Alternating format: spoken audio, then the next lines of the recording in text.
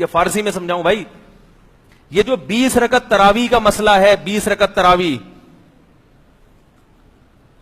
حضرت عمر رضی اللہ تعالی عنہ نے جب 20 رکعت تراویح شروع کی ہے تو خلفائے راشدین کے دور میں پھر پورے عالم اسلام میں 20 رکعت سے کم ایک رکعت کا بھی رواج نہیں تھا.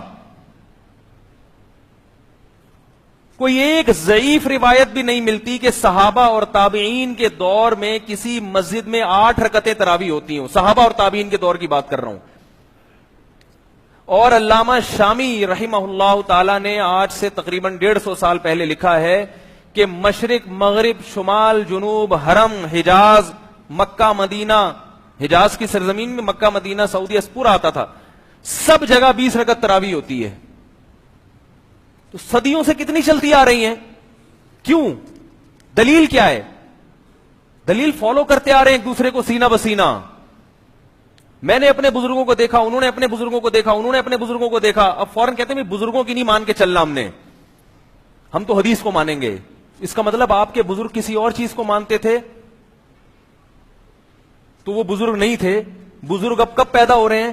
15ویں صدی میں پیدا ہو رہے ہیں بزرگ. 1400 سال سے مسلمانوں میں کوئی بزرگ پیدا ہوا ہی نہیں ہے. کوئی انگریز مسلمان ہوگا وہ کیا کہے گا؟ بولے گا تم تو 1200 سال سے تمہارے کوئی بزرگ ہی پیدا نہیں ہوا. جو عملی تواتر ہے نا، عملی تواتر وہ زیادہ اسٹرانگ ہوتا ہے خبر واحد سے، چاہے وہ بخاری کی حدیث ہو چاہے وہ مسلم کی حدیث ہو.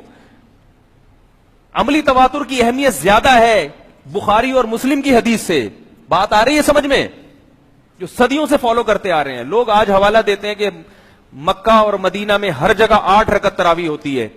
آج ہوتی ہے، 100 سال پہلے نہیں ہوتی تھی. 100 سال پہلے کا مکہ اور مدینہ دیکھو تو پورے مکہ اور مدینہ میں 20 رکعت تراویح ہوتی تھی. نہیں آ رہی میرے خیال ہے بات سمجھ میں؟ پورے مکہ اور مدینہ میں، اور صدیوں سے ہوتی آ رہی ہے. امام شافعی رحمہ اللہ تعالی 80 ہجری کی پیدائش ہے، 2 صدی ہجری کے عالم. وہ کہتے ہیں میں مکہ میں سب کو میں نے 20 رکعتیں پڑھتے ہوئے پایا. تو اگر مکہ کو فالو کرنا ہے تو امام شافعی کے دور کا مکہ زیادہ بہتر تھا یا آج کا مکہ زیادہ بہتر ہے؟ بولتے کیوں نہیں بھائی؟ مکہ کو اگر فالو کرنا ہے آپ 8 پڑھیں، مگر یہ دلائل جو آپ دے رہے ہیں نا کہ میں فروئی مسائل میں غلو کا قائل نہیں ہوں. جو 8 پڑھ رہا ہے ٹھیک ہے، چلو نہ پڑھنے سے بہتر ہے 8 تو پڑھ رہے ہیں نا. لیکن میں کہتا ہوں کہ علماء کو بیوقوف سمجھنے کی کوشش مت کرو. امام ابو حنیفہ کو، امام شافعی کو، امام مالک کو، امام احمد بن حنبل کو، ان کو بیوقوف مت سمجھو. لوگ حدیث کا نام لے رہے ہیں لیکن طنز کس پہ ہو رہا ہے؟ ان بڑے بڑے ائمہ کرام پہ طنز ہو رہا ہے. ہمیں 20 اور 8 سے اتنا مسئلہ نہیں ہے. 8 پڑھ لیں، 20 پڑھ لیں، جتنی سمجھ میں آتی ہے پڑھ لیں، اللہ توفیق دے آپ کو.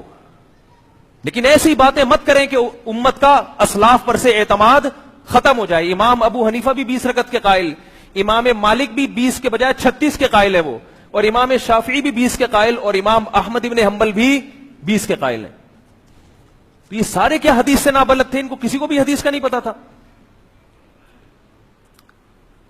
لوگ بار بار کہتے ہیں مدینہ میں تو 8 ہوتی ہیں ہر جگہ، مکہ میں بھی ہر جگہ 8 ہوتی ہیں. انڈا موڑ پہ کتنی ہو رہی ہیں؟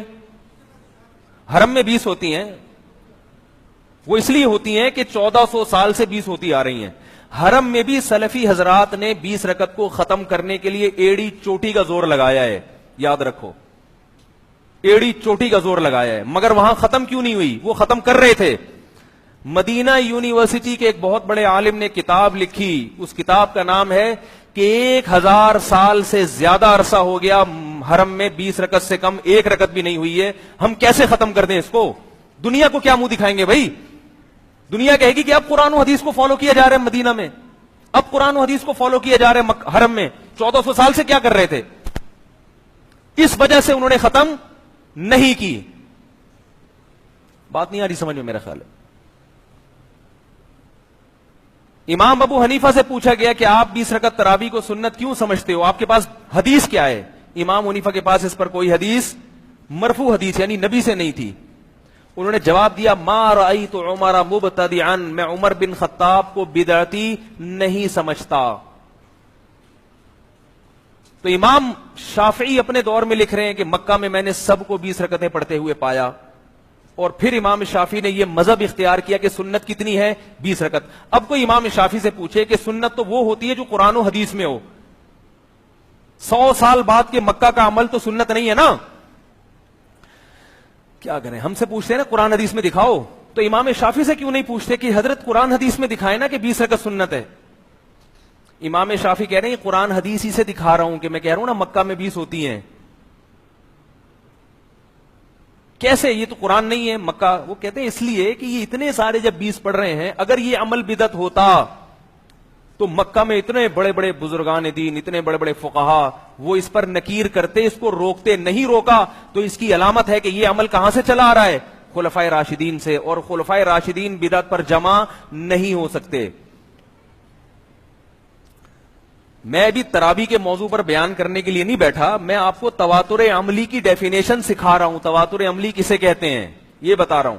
وہ فروئی مسئلہ ہے، میں ممبر پہ عام طور پہ یہ بیٹھ کے جمعے کے بیان میں نہیں یہ چیزیں چھیڑتا میں، لیکن ہر آدمی اٹھ کے کوئی نہ کوئی کچھ نہ کچھ آج کل مارکیٹ میں لا رہا ہے نئی چیز. اس کو پتہ ہی نہیں، اصول نہیں پڑھے اس نے، خبر کے اصول کیا ہیں. تو خبر متواتر جو ہے نا، متواتر، اس کی کتنی قسمیں ہو گئیں؟